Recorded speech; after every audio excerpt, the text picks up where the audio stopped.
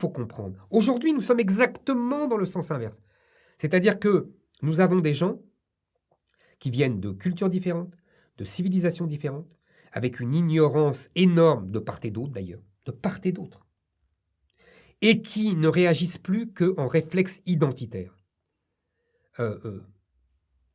On insulte, on ne débat plus, on insulte son identité. On se sent insulté. Moi, quand par exemple je critique l'islam, les musulmans se sentent insultés. Je n'insulte personne. Quand on critiquait les communistes, quand on critiquait le communisme, les communistes ne se sentaient pas insultés.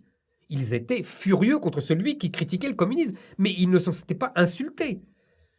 Et on ne disait pas, allez, pauvres communistes, qu'est-ce qu'on est dur avec le communisme. Non. Communophobe. Donc c'est ça la différence. Et donc, la loi organise l'absence de liberté. C'est tout le sens de toutes nos lois sur les discriminations. La loi Pleven et puis toutes les lois qui ont suivi sur LGBT, sur toutes les soi-disant incitations à la haine, soit incitations à la discrimination. La première chose à faire pour restaurer des libertés publiques, c'est d'abolir toutes ces lois. La deuxième chose à faire, c'est d'empêcher les associations qui défendent ces minorités, parfois infinitésimales, de saisir la justice.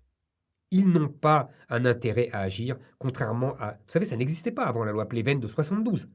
Sous le général de Gaulle, ça n'existait pas. Sous la Troisième République, ça n'existait pas. Et pourtant, il n'y a pas de régime plus libéral, au sens propre du terme, qui respecte les libertés que la Troisième République. Ça n'existait pas. Il faut arrêter avec ça. Et pour restaurer la liberté, il faut supprimer les lois liberticides et en couper et priver de moyens ces associations qui instrumentalisent la justice pour faire taire leurs opposants. J'en sais quelque chose. Je suis harcelé par ces associations. Ils me traînent au tribunal.